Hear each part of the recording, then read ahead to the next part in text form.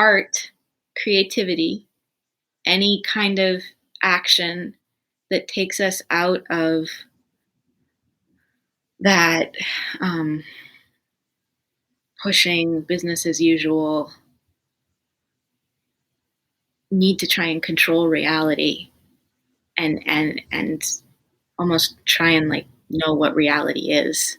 Art is the medicine that actually allows us to metabolize charge.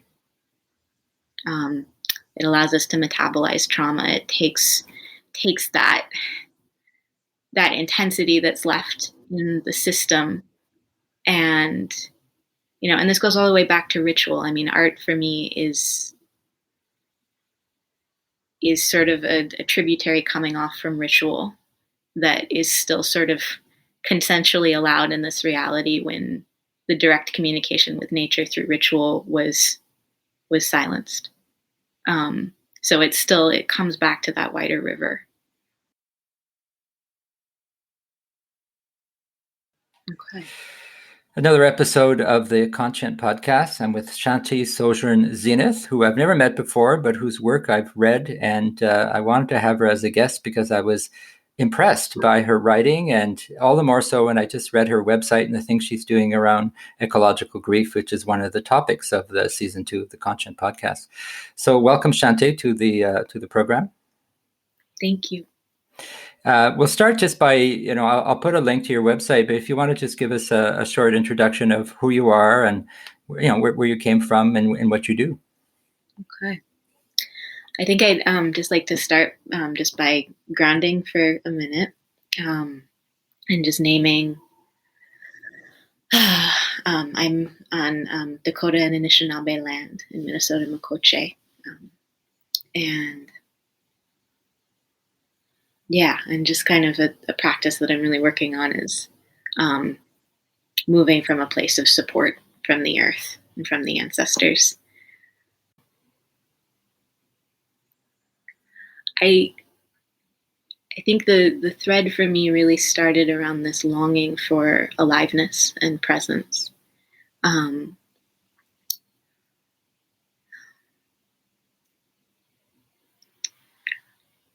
I was drawn into work in the theater in the beginning, and like so much of what I'm working on right now is this like speaking from this deeper layer, and really finding what the words are. And so part of like talking about myself and my story, I feel like my identity has shifted a lot in the process. I have always been someone who listens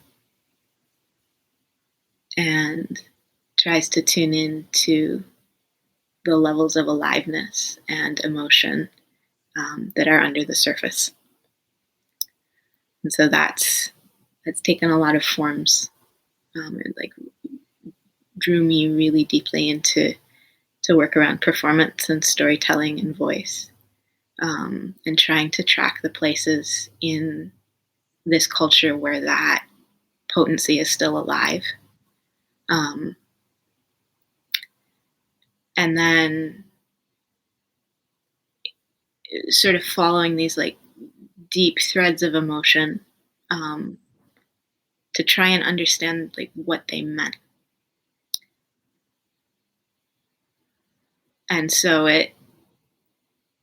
as the layers have peeled away, it gets closer to animism and ritual and the sense of the world being alive, the sense of every being having agency, and as a human, how to actually be in attunement with that and follow that very closely. So I went from like an arts background, very kind of facing out into performance, and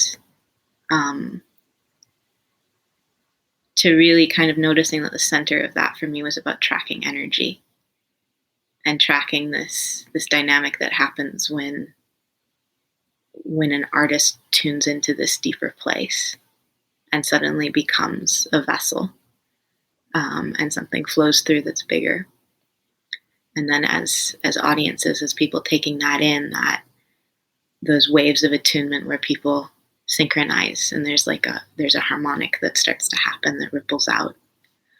And so that kind of tracing that longing led me into grief work, and just being there with just the kind of the rawness of emotion.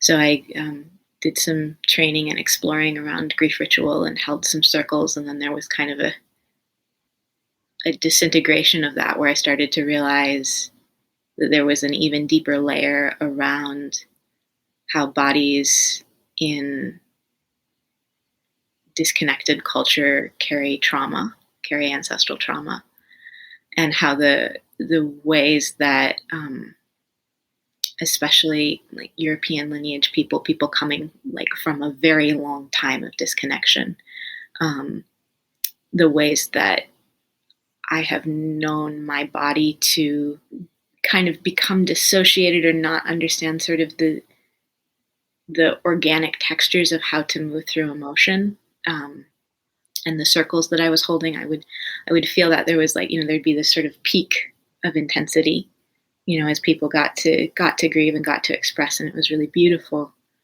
But then it would also be that you'd go back to daily life and it would dissipate. And so my inquiry has gotten closer and closer to really understanding, tracing that aliveness and that presence and that ability to tune into the wider earth body, as a way to continually be metabolizing the charge and the emotion that comes up. I hear you on that, and I wanted to also acknowledge that I'm in the Algonquin Anishinaabe territory, unceded territory here in Ottawa. I don't say it every time, but I say it on my website, and it's something that also grounds me in the history of this place, of the Ottawa River, and the very long history of Indigenous people pre-colonization. That's important.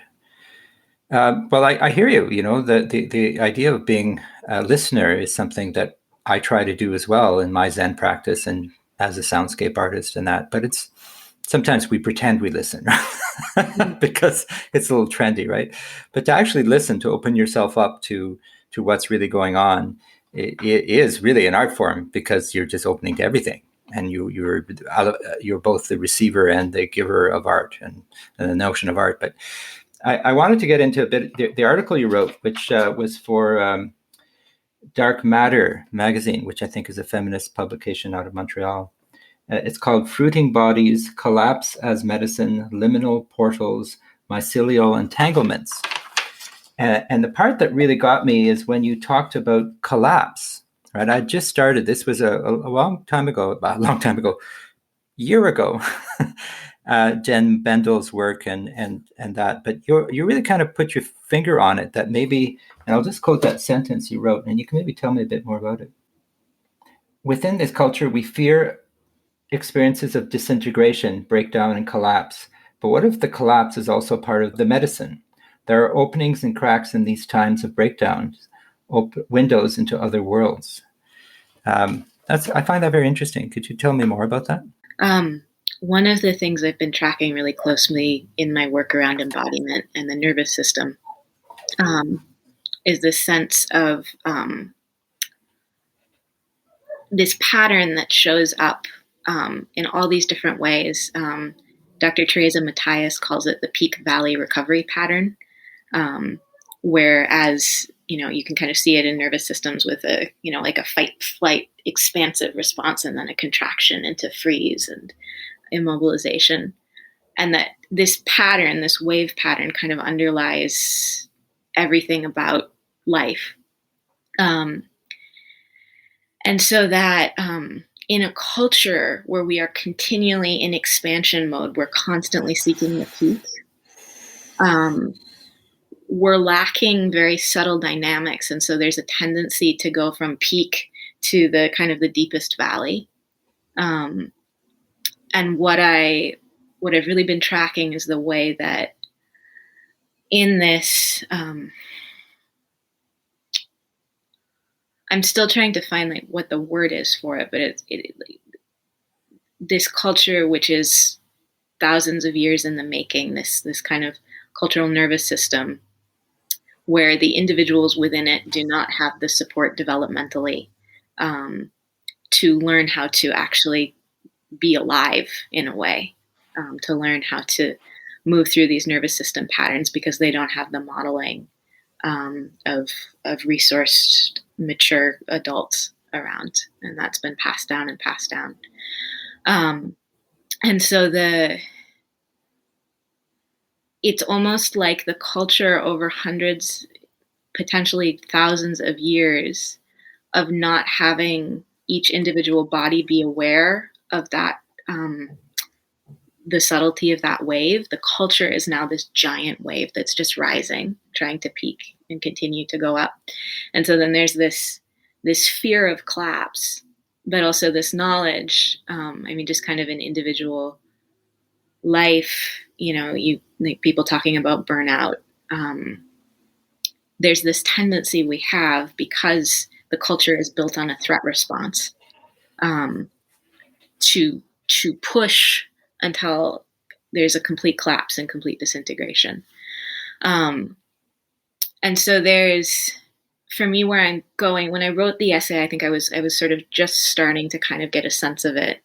Definitely in my own life, as I've kind of, there really is something that happens, I think, when you're forced to stop, through health, through emotion, through loss,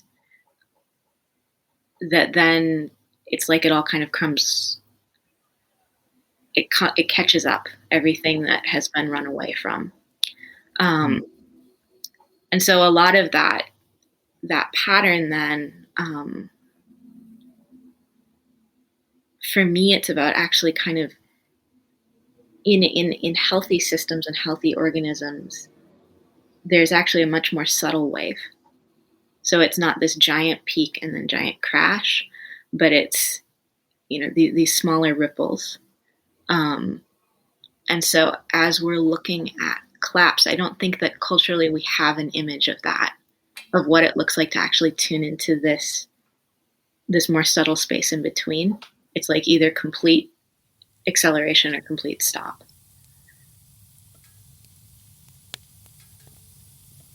Okay, here's a story. Once upon a time, I think it was during the fall of 2019, I was at a meeting about how the arts and cultural sector, and in particular the indigenous traditional knowledge community, could play a much larger role in the fight against climate change. The representative from an indigenous cultural organization took my breath away when he said that it would likely take as long to resolve the ecological crisis as it did to create it. Now, I played this back in my mind. Take as long to resolve the ecological crisis as it did or as it does to create it. How is this possible? And then I said, but we don't have that kind of time. Or do we? We all looked at each other in silence. I'll never forget that moment.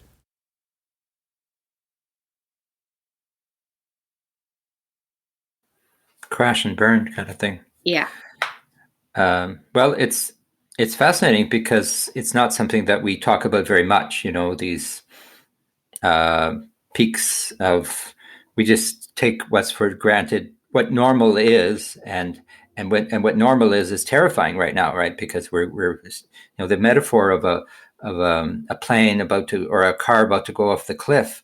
We've already fallen off the cliff, and we're falling so rapidly down towards crashing that we're not even aware. It's like we're already, that we've already anticipated our death by our behavior. But so what you're saying makes sense to me, or at least partially, because it's so new. But it's just a kind of feeling like an approach that we need to consider. You don't necessarily have to go all in your theory, but people should listen to this way of approaching the world, because it's very kind of organic, and I can feel the logic.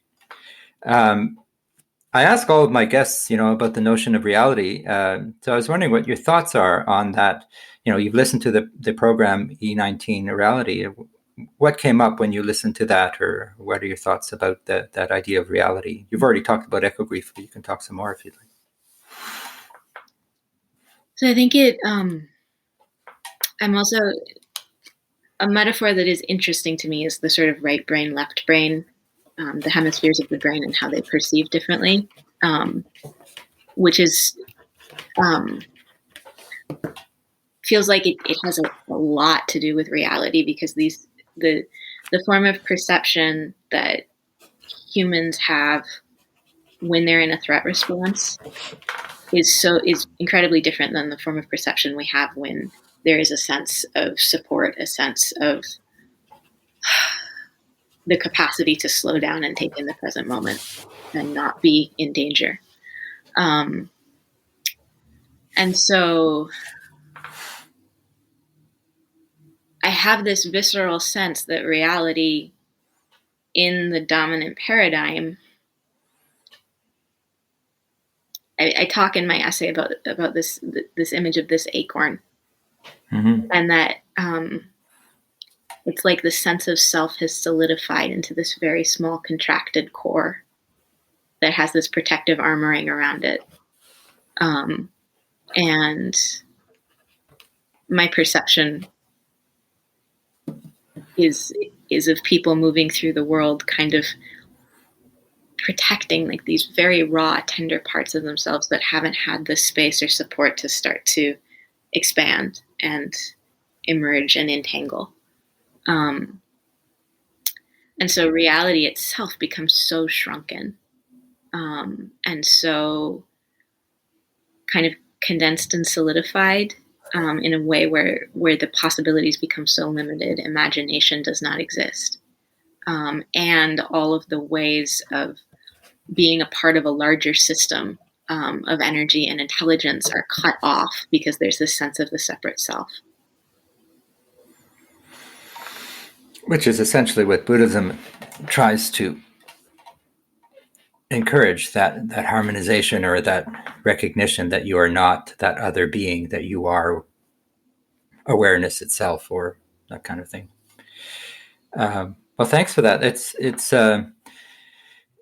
I'm wondering, you talked about, or I read about your Earth Grief project. Maybe talk a bit about your art practice and maybe that specific project, Earth Grief, and how that works in terms of your relationship to audiences, and you can talk more broadly also about the role of the arts, but maybe through that piece. That project actually it sort of pulled back in, so it's not really in the world anymore. Okay. Because so much of this has been about kind of recalibrating to like what is actually my core, and so and also to really try and understand through my own body what I'm working with, so that then when I kind of move back into the world to be cross-pollinating with other people, there's a sense that I'm embodying what I know. So the Earth Grief project was it was almost like there's the word adumbration, which is like a future echo of something.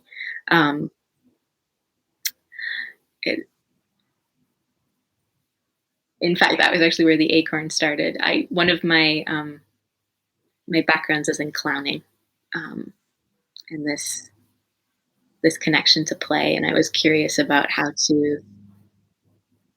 to begin to talk about climate grief and the conditions of the culture through play, and in a way that was kind of like that Charles Eisenstein quote in the reality episode, that there's a way that poetry and story can get through the armor, and take people to different places.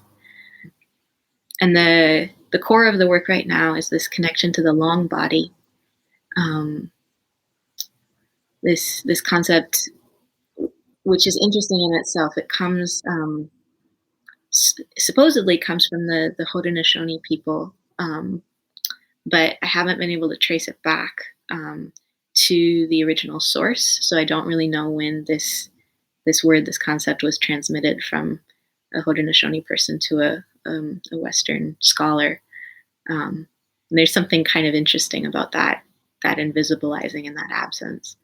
But I latched onto this word, the long body, which I read in an essay by Bayo Akomolafe, as a way of describing the wider system that each of us is embedded in, and the way that we're not that self-perception that is kind of contained in that armored shell of the acorn.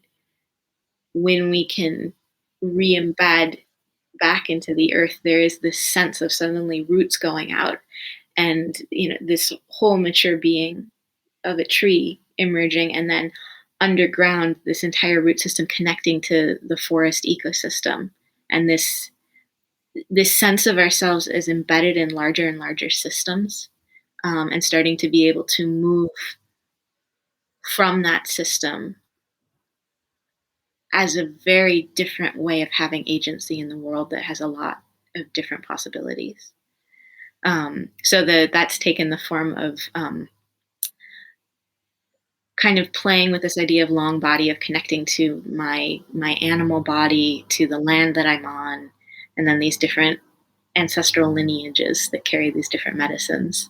So I've this last year been doing a lot of kind of channeled writing and tuning into these different energies that feel like they kind of flow through me uniquely. And then that became an oracle deck with these kind of these images and these different messages from those beings.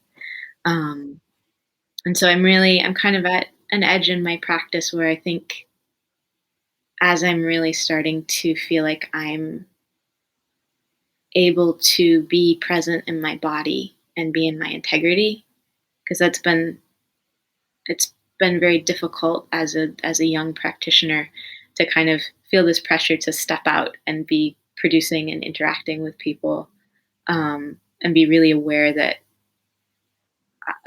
because of my own history and my developmental trauma and my cultural trauma, accessing that core intelligence and rootedness was very difficult. So much of my work has been around, what support do I need, and how do I really attune in that deeper way, so that then as I'm working with people and moving through the world, that whole long body of relationship can come with and inform. Mm-hmm. And more broadly, how do you see the role of the arts? Do you think the arts are a way to address an issue as complex as the climate emergency? First of all, I want to just go to climate emergency, and talk about that, and then we can circle back to the art. For me, the climate emergency, in a way, it has the same function as kind of like an autoimmune disease, or a way that the body is reaching this point of being so disconnected from sources of nourishment and the flow and the movement of energy through the system, that things are starting to break down. There's a piece around even like the notion of climate change as being this like heartbreakingly reductionistic way of looking at things, because from my perception, I really feel like it starts with the bodies who are living with such a baggage of ancestral trauma that hasn't been metabolized, and who are living in such a dissociated state, to the point where like the basic things about being alive in the world, like a felt sense perception of your feet on the ground, and like the support of the ground against the back of your legs. Like culturally, we are so dissociated. Like I have a difficulty with we. I'm still kind of, dancing with that, but we in the sense of my kin who come from lineages of broken culture. Um, the baseline is so incredibly dissociated from what it means to be a living organism. Um, and so that is the climate crisis for me, is that the level of dissociation that lives in each individual body. Um, and it's my sense, and I'll circle back also to that, what you were sharing in the reality episode about the indigenous elder who was saying that it will take as long to resolve this. But my sense of it is that the medicine, whatever happens, whether it's extinction, whatever happens, the the necessary medicine comes from each organism being supported to further embody and further come into that sense of aliveness and ability to perceive and respond from connection with the wider ecosystem that we're a part of. Um, and that for me, that whether there's a climate crisis or not, even if there wasn't a climate crisis, which there has to be because of the level of dissociation, but it feels like a misdirect in a way to put it out there in the,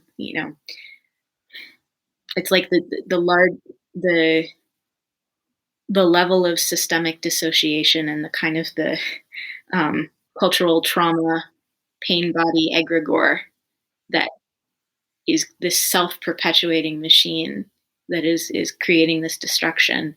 The only way to meet it is through the core of each organism and the support of the earth. Zen teacher David Loy. The Buddhist solution to this predicament is not to get rid of the self, because there is no such thing to get rid of. The sense of self needs to be deconstructed, forgotten in meditation, and reconstructed, replacing the three poisons of greed, ill will, and delusion with generosity, loving kindness, and the wisdom that recognizes our interdependence. Just as there is no self to get rid of, we cannot return to nature because we've never been apart from it. But we can realize our non-duality with it and begin to live in ways that accord with that realization. Well, I've spoken with David Loy, who's a Zen teacher in Colorado, about that disassociation with nature, which goes back to the Enlightenment and before that. And it's interesting to try to pinpoint the origin or the origins of the disassociation. How did we become so disconnected from simple things like breathing and feeling and I'm not an expert by any means, but people talk to me about that, and one could speculate for a long time. But I'm personally more interested in where we're at now. Yes, I want to know how we got here. I'm curious to know how we can move on. And what I'm hearing from you is that when you're connected with your body, when you acknowledge your trauma, when you're able to really be here, you can, and maybe slowing down a bit, because this is kind of sense of panic that's not very helpful. Yeah. So what about art then? I promise we'll get to art. I wanted one other thing you said earlier that felt really important, which is the roots of this. Because that's another one where often I feel like what people ascribe blame to is already a symptom. And my sense of the roots of the dissociation come from cultural systems where, for whatever reason, the level of trauma that a group of people experienced over a period of time started to kind of rupture the ability of people to go through the initiations that actually create mature humans. And so there's this kind of the crux of it for me feels like it's that part of being, especially part of being a human, because we have also, and this gets back to the arts, we have these layers of meaning. We have this capacity to go into this solidifying of the present moment of reality into a concentrated fragment, which can be very beautiful and can actually yield a lot of learning when it's then brought back into the whole. But there's almost like this capacity to be with rupture, that when it's held in a healthy culture that understands initiation and understands ritual, can actually be it can be transformative and it can be generative. But that it's a developmental capacity that needs mature people holding it. And so this, like, the kind of, I don't like saying weak link, but it's like the sort of this, the place where it kind of all gets stuck, is when there's not a perception of support, not just a perception, like the people, the mature people physically are not there, and the connection to the ecosystem, the connection to ancestors isn't there anymore. And so suddenly this charge that starts to build up, as we experience loss, as difficulty happens, as threat happens, this energetic charge, can be these existential emotions of grief and rage and shame. It doesn't have a way to be metabolized if the larger system is not felt. And so that for me is the crux of it, is within my ancestors, who are perpetuators of this culture. My sense is there was a time when that developmental support started to break down due to an overwhelming amount of trauma. And it perpetuated over enough generations that suddenly we lost that developmental holding. Historian Paul Krauss. For Francis Bacon, man is superior to nature, but man is also alienated from nature. Nature is harsh and unforgiving, and something that needs to be conquered.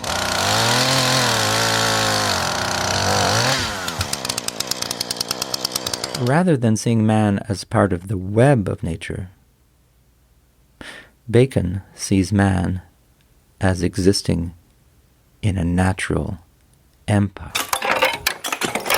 Okay, well, let's get to art before we wrap up here. Because art, it depends how you define it, and it sounds like you have a very fluid practice in combining different methods and influences. But yeah. So I think that actually ties in really well. Art, creativity, any kind of action that takes us out of that pushing business as usual need to try and control reality, and almost try and know what reality is. art is the medicine that actually allows us to metabolize charge. It allows us to metabolize trauma. It takes that intensity that's left in the system, and and this goes all the way back to ritual. I mean, art for me is sort of a tributary coming off from ritual that is still sort of consensually allowed in this reality when the direct communication with nature through ritual was silenced. So it comes back to that wider river. And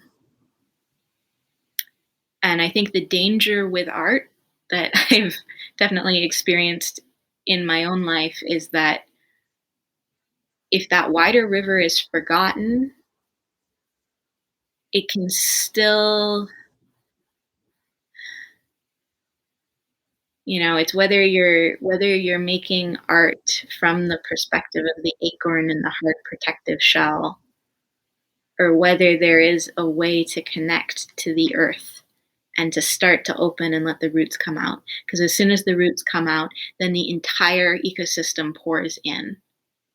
And that's where, I think that's where the art that, and all forms of practice that can start to actually bring that sense of aliveness back. That's where it lives, in that opening, where suddenly these energies can come in. And it takes a deep development of, what Asian medicine calls hara, that belly center, and sense of rooted presence to be able to allow those energies to come through without kind of dissociating or getting possessed by them, or identifying too much with them. So it's this balance, but it kind of that core, that connecting with sort of the deepest uniqueness of felt sense, and then opening up. Writer Rebecca Solnit. Hope locates itself in the premises that we don't know what will happen, and that in the spaciousness of uncertainty is room to act. Well, it's one of the quotes I use in reality is from Rebecca Solnit about the notion of uncertainty, and that we think we know what's going to happen, but we actually don't. And in a way, that's a good thing, because something new needs to happen, or something really old needs to happen. The oldness is not, fetishized oldness. It's like real oldness, like human wisdom that's over generations and different places in the world has sort of come together, and we have wisdom as a species. We also have folly. But to tie it back, what you just said, that's actually just in the last couple of days been coming out for me, of moving from the oldest part of yourself. And and that the oldest parts of ourselves are rivers and fire and mushrooms and stone. The story you shared of that elder who said it will take the same amount of time, and that the question about, but we don't have that much time. There's something that happens in that deeper opening. When I talk about a portal opening, time changes, and time is simultaneously the present moment, and it's also that entire flow of ancestry and element. And so the possibilities of, reality itself changes when suddenly the world opens in that way. Well, I think we'll end on that note. I think there's easily accessible examples of your work on the internet, websites and those kinds of things. You're still finishing studies in a way. You're in an early phase, but I want to talk to you now because your ideas are so mature, right? You've really thought these things through, and you write well. So I encourage people to follow your work and to maybe listen to this episode again, because I'm going to listen to it a few times, because I like also the pace that you spoke with me today, because often one feels in a rush in an interview or a conversation, and to be honestly thinking and listening, it's actually the way I like to listen to radio and like to listen to audio, is to feel the presence of the person thinking and kind of working through the acoustic space that we're sharing. So thanks for that. I really I enjoyed it. What you just said, there's something about the thickness of silence, and that I feel like it's as close as that, as those moments where, as the silence kind of thickens and stretches and opens, like that's the long body. That's that entire subtle energetic realm right there.